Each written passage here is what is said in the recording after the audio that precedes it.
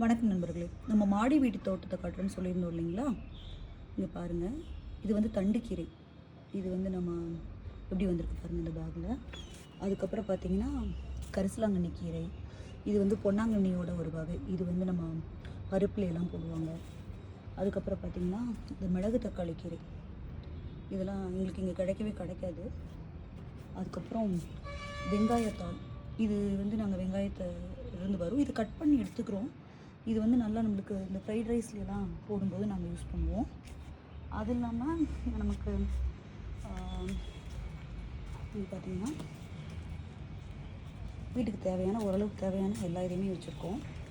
இந்த கருவேப்பிலை செடி வந்து எங்கள்கிட்ட 2 வருஷமாக இருக்குது. இதில் நமக்கு வீட்டுக்கு தேவையான எல்லா கருவேப்பிலையுமே கிடைக்கும். அதுக்கப்புறம் பார்த்திங்கன்னா வல்லாரை.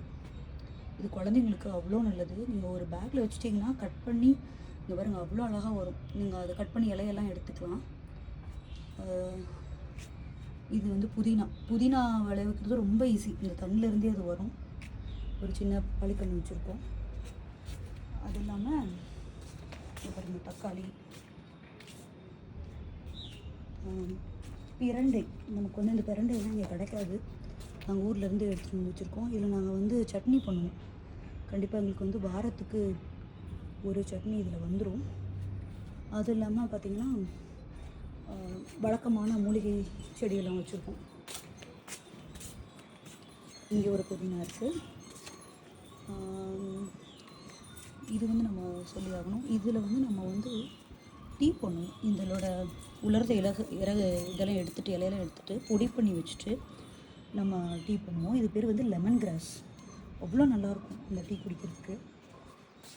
அதுக்கப்புறம் 90 பச்சை இலை நீங்கள் கேள்விப்பட்டிருக்கீங்க. சளிக்கெல்லாம் நம்ம வந்து கொடுப்போம். அதுக்கப்புறம் துளசி, கருப்பு துளசி, அதுக்கப்புறம் கற்பூரவல்லி. இது எல்லாமே நாங்கள் வச்சுருக்கோம். நீங்கள் வீட்டில் நமக்கு தேவையான உபயோகமான செடிகளை நம்மளே வச்சு இருந்தோன்னா நமக்கு தேவையான நேரத்தில் நம்ம வந்து அதை வந்து மருந்து இல்லாமையும் குழந்தைங்களுக்கு தேவையான போதும் நமக்கு கொடுக்கறதுக்கு உதவியாக இருக்கும். நீங்களும் வந்து முயற்சி பண்ணுங்கள் நண்பர்களே. நன்றி, வணக்கம்.